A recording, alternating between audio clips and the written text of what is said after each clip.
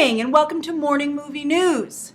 Now, when the X-Men Days of Future Past teaser trailer debuted, a number of X-Men fans were annoyed that once again Hugh Jackman as Wolverine was front and center, particularly because this meant that Fox was changing the classic X-Men comic book story on which the film is based. Because in the comic book, Kitty Pryde, played by Ellen Page in the films, is the one who goes into the future. And here, it was changed that Hugh Jackman's Wolverine becomes a time traveler and actually even goes into the past to pull in the X-Men First Class film, which was kind of a semi-reboot of the entire franchise for Fox. And this is all in an effort for Fox to capitalize on what they feel are the most important aspects of their, very lucrative and popular comic book franchise. Really the only one they've kind of only semi-got right. Now, a lot of fans would love to see that spotlight go to someone else. Particularly, I think Magneto is the best candidate, not only because Ian McKellen did a fantastic job in the first three films, but Michael Fassbender has proved to be a wonderful younger Magneto. Even Ian McKellen likes him. He really likes him, by the way. He loves to flirt with him. I thought that was some of the funniest moments at the X-Men Days of Future Past panel at San Diego Comic-Con.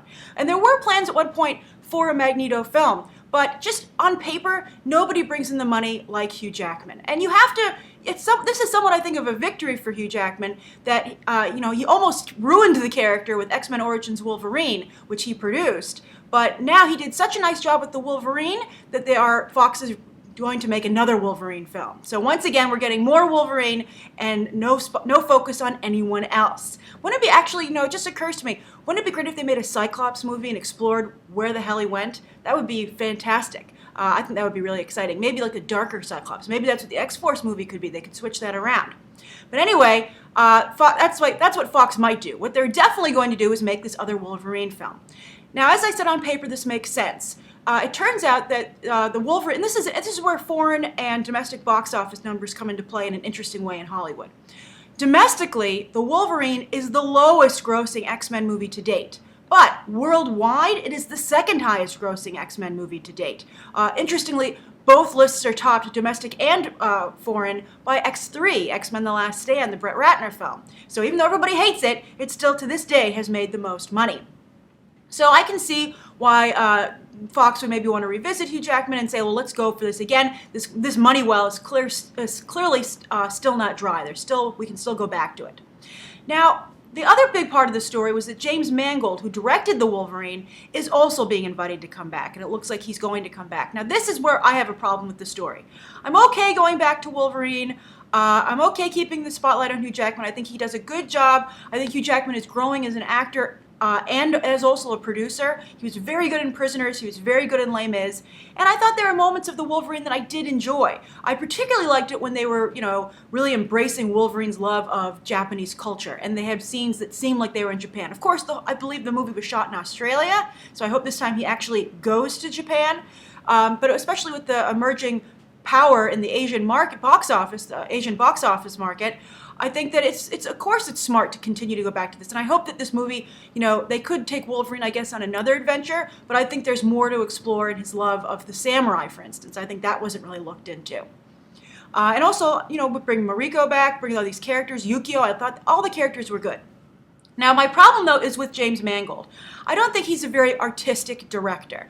I feel that the original Frank Miller artwork, for instance, that this story was based on, was a lot better. So I actually would love to see an Asian director come in and handle the film. Someone who has a really good artistic eye, maybe like a new John Woo, an up-and-coming filmmaker. And it would be a great way to span both, touch both audiences, broaden the demographic even further, and maybe, take this Wolverine film to be something special instead of just, adequate. That's what I would like to see happen. So and actually this ties in with one viewer question. So there's kind of two today. I'm cheating a little bit. I was asked by someone, I didn't copy the name. It didn't copy. I'm sorry. It was a number of letters, but it said, hey, Grace, what sequel do you feel should be made even though the first movie sucked? And this person said, Jeepers Creepers was the worst film ever, but Jeepers Creepers 2 was one of my all-time favorites. And I would say, well, I wouldn't say that the Wolverine was terrible, and I don't know if the second Wolverine film will be one of my favorites, but I feel this is worth revisiting. I like the groundwork that was laid, even though I didn't particularly like that entry. It's kind of how I feel about Man of Steel, by the way. I like the groundwork that was laid, but I feel new creative talent needs to be brought in behind the camera to bring it to the next level. So I would actually say Wolverine and Superman are on actually the same cinematic level right now. So that's interesting. All right, so speaking of China and the Asian film market, and well, this is Japan, well, the Asian film market, let's talk about China for today's second movie news story. The Chinese Film Commission was in Los Angeles. They're there this week, and they gave a talk. And the head of the China Film Group said, we love that you guys in Hollywood want to film in China. We're glad that you want to release your films here, but we're going to have to insist going forward that you have positive portrayals of Chinese culture and China in your films, and also you have Chinese actors prominently featured. AKA not just playing drug dealers and, thugs that beat everybody up and then don't say any words and then leave. And I actually, so some people in Hollywood were like, oh my God, you're censoring us, you're telling us what to do, creative freedom, you'll never take it away from us. Oh yes, you will, because you control the Chinese box office and what movies get released there. That's another thing, if you might not be aware of that. China, being a communist country, has a very strict film commission, and I believe there are actually two categories the way a film can be released there. That's a foreign film. One is much better than the other one, and also, just not every film can get released in China. They won't take all of them. They really limit it, and I believe that's in an effort to make sure that their own films that are made in-house, in-country, have a chance at the box office. So they're kind of fixing the market, which is very interesting. It's just like Cuba, I recently read on the news ticker near my office here, closed down all the privately owned movie theaters and video game parlors because they were doing so much better than the state-run facilities. So instead of upping their game and maybe doing a nice job in their own state-run businesses, they just closed down the competition. So that's doing business in communist countries for you. So anyway, I actually feel this is a good idea. I think it's really, like for instance, they didn't name names, but for instance, Iron Man 3 made a big deal about shooting in China, had scenes that only showed to Chinese audiences, but they didn't have the Mandarin. I said I felt that Guy Pearce's character should have been played by an Asian actor. They had no Asian actors in the movie. I think Fan Bingbing had a small role that only Chinese audiences saw. But it did nothing to further Chinese culture the world over, despite the film reaching the $1 billion club. Now, Transformers 4 is shooting there right now, and they are following these rules. They're shooting a significant amount of the film there. It will take place in China, and also they have two Chinese actors. I don't know how prominently featured, but I think it's probably somewhat well featured. Li Bingbing and Han Gang. I might be getting the names mixed up. It might be Bingbing Li and Gang Han, but I'm sure we'll be learning all this soon as we start to have more crossover with the Chinese movie industry. But so anyway, I think this is a great idea because I think it's kind of, not a good way to be, to come into a country, take all their resources and try and take money from their audience without, including them, being more inclusive. So, I would liken this request, I guess you could call it a request, I would liken it to the production code that used to exist in Hollywood. Now, if you're not familiar with that, I believe around the 40s and the 50s, one of the last films made before the production code is actually a famous Mae West film. I forget the name of it off the top of my head. I watched it in film school, and it's co-starred Cary Grant. And I remember being shocked to see Cary Grant make all these really inappropriate innuendo jokes and comments because it was a Mae West film, and Mae West was a huge box office success. She was a legitimate movie star before the production code came in, and basically she could not make movies anymore because the production code existed, so her movies didn't exist. She was kind of like a Pamela Anderson meets Elvira or something like that. Her whole shtick was innuendo.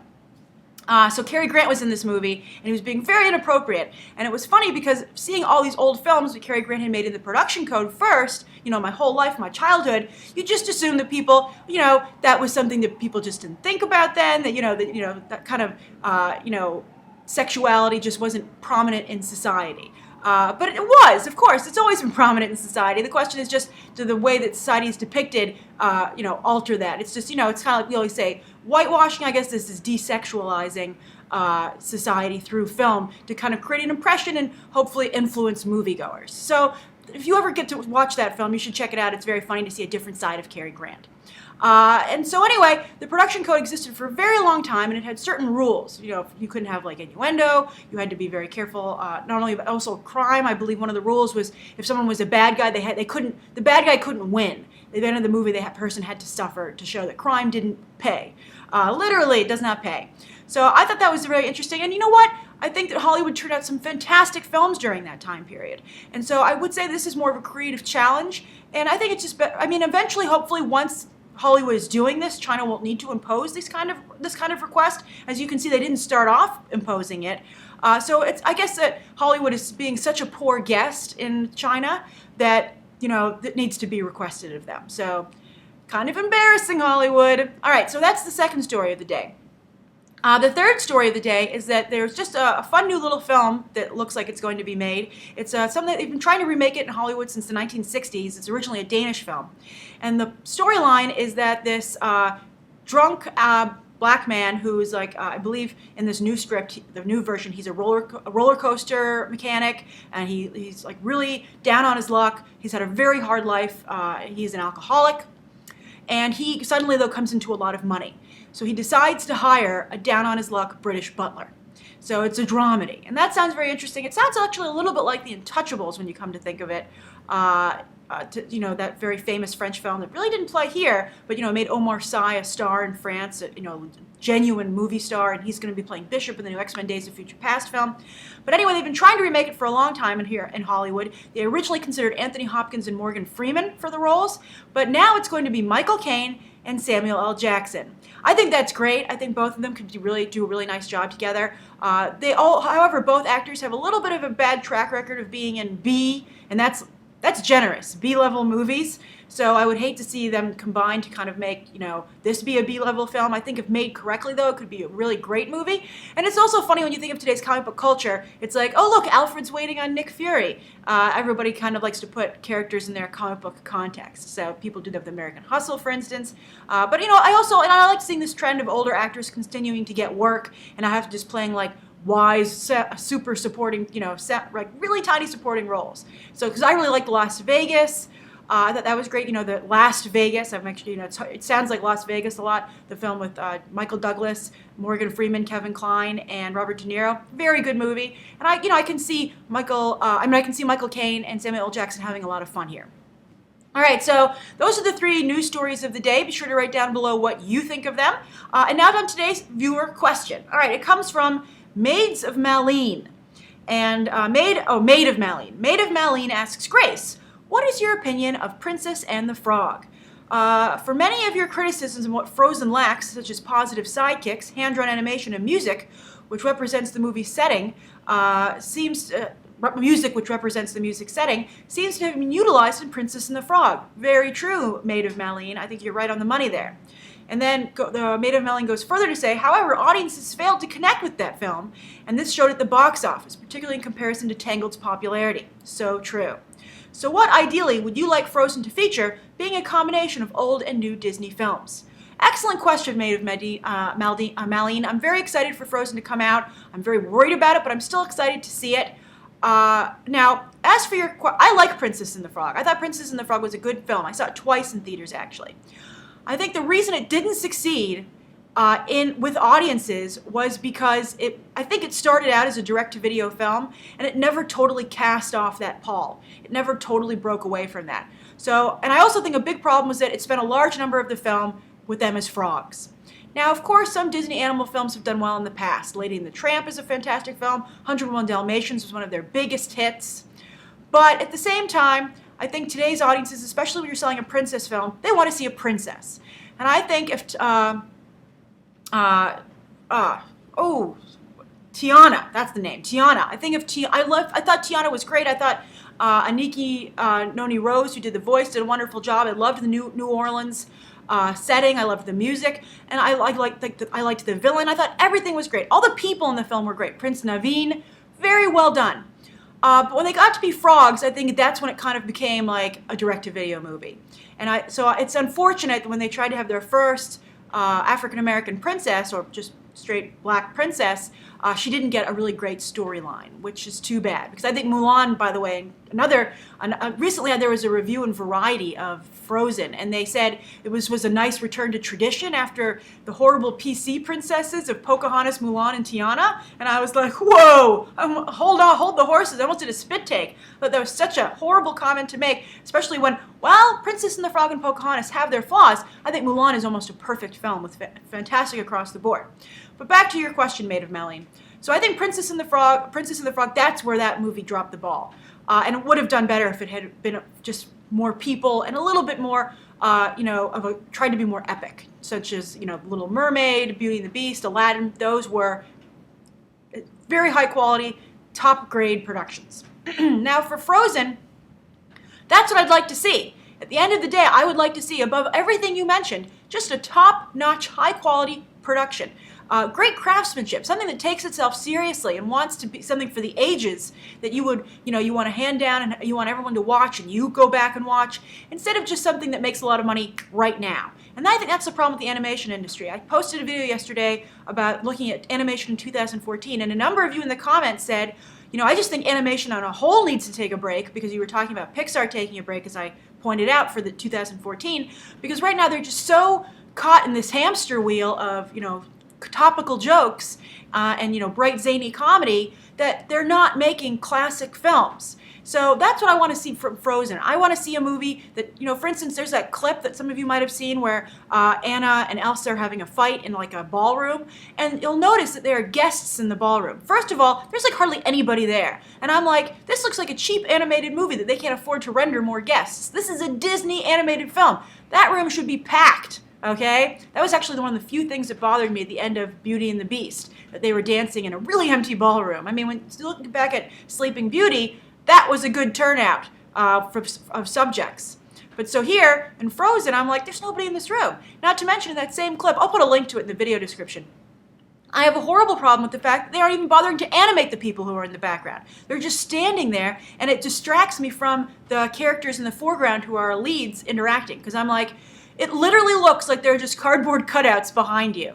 And that right there, I think, is indicative of the lack of effort Disney is making. And also, one thing this Variety review did point out that I agree with is that the main character, it was distracting, Anna, who apparently is the main character, talked in very current vernacular, saying stuff like, and yeah, and oh my god. And it's like, nobody in, this, I guess, what is it, 18th century or 19th century, but, no one in that kind of Europe in that time, in that era, that period of time, spoke that way. So what are you doing? It would be like Sleeping Beauty being like, oh my god, Prince Philip is so hot. She did not do that, and it would have ruined the movie. All right, so that's what I want to see, and that's what I think that Disney needs to recapture. And I would like to see them use that animation they had in Paper Man. That would be fantastic. That would be great, and I think it would make their characters' faces much more expressive, which I think they lose in computer animation. All right, so that's today's morning movie news. Thank you for tuning in. Again, comment down below about today's stories, today's viewer question, and anything you'd like to see covered tomorrow, and any questions you might have. Thanks for watching. Bye.